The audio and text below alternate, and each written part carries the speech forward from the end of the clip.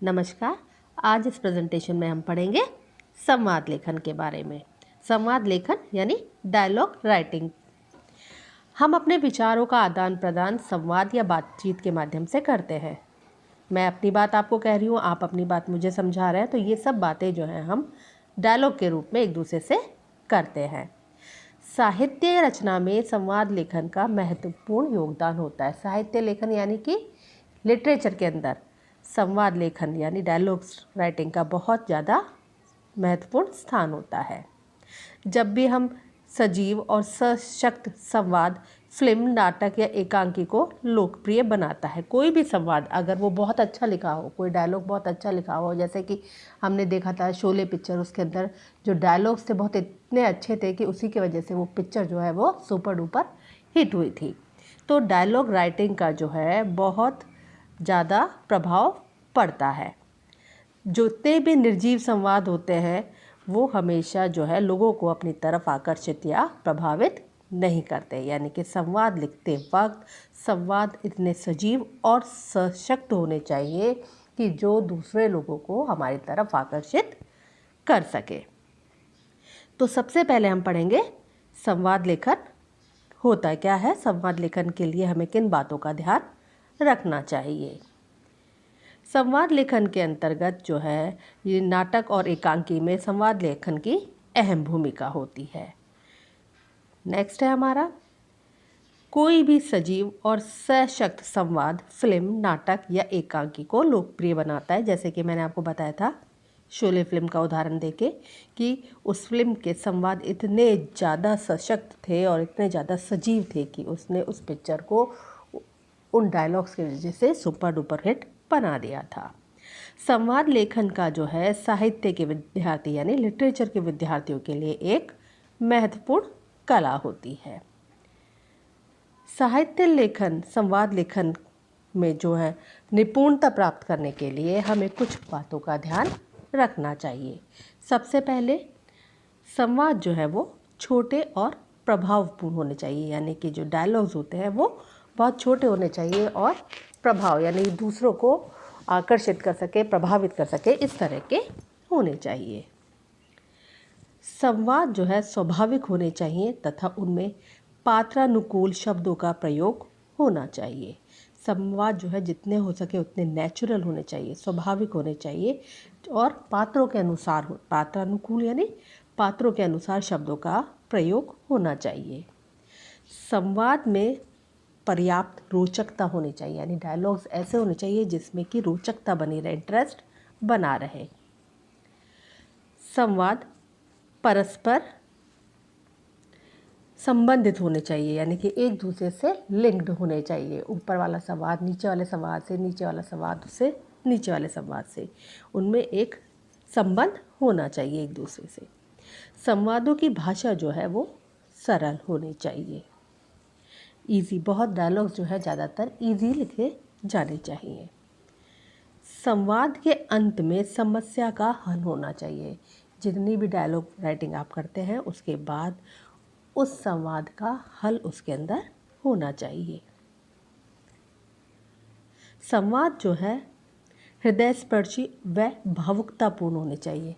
यानी कि संवाद जो डायलॉग्स जो होते हैं वो हृदयस्पर्शी यानी दिल को छूने वाले होने चाहिए और उनमें इमोशंस होने चाहिए, भावुकतापूर्ण होने चाहिए।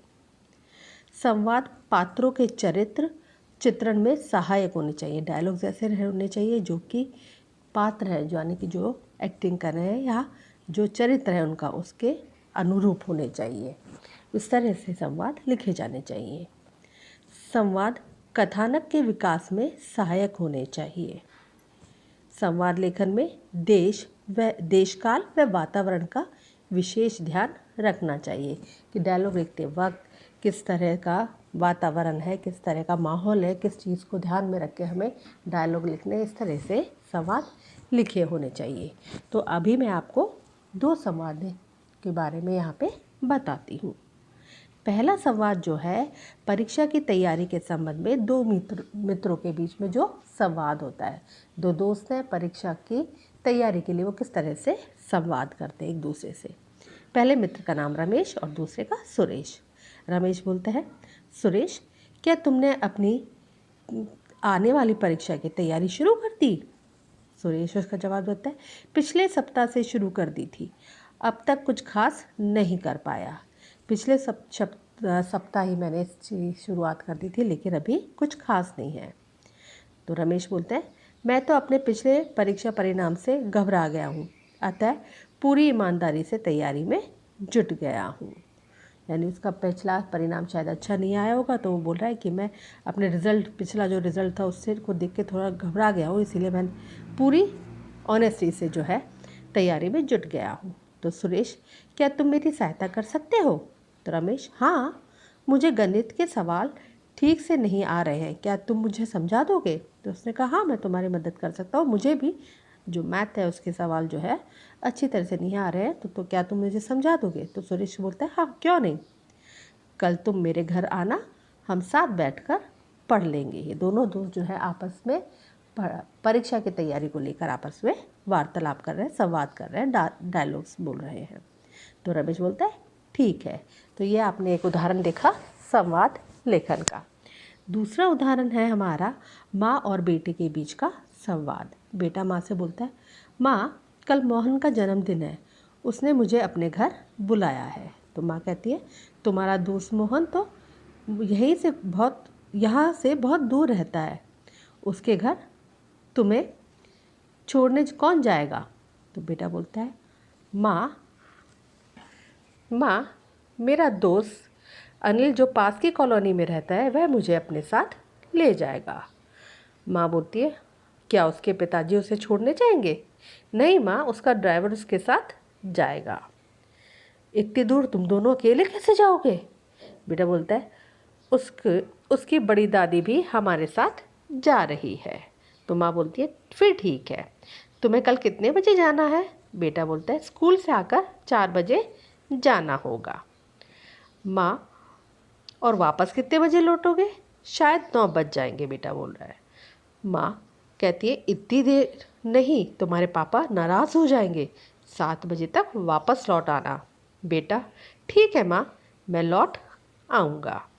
तो इस तरह से हमने देखा कि संवाद लेखन के अंतर्गत जो है संवाद हमेशा जो है छोटे होने चाहिए, उनमें रोचकता होनी चाहिए, उसकी भाषा सरल होनी चाहिए, संवाद के अंत में समस्या का हल होना चाहिए, संवाद जो है हृदय स्पर्शी होने चाहिए, यानी आपके दिल को छूने वाली बातें उसमें होनी चाहिए, संवाद पात्रों के चरित्र के अनुसार होने चाहिए।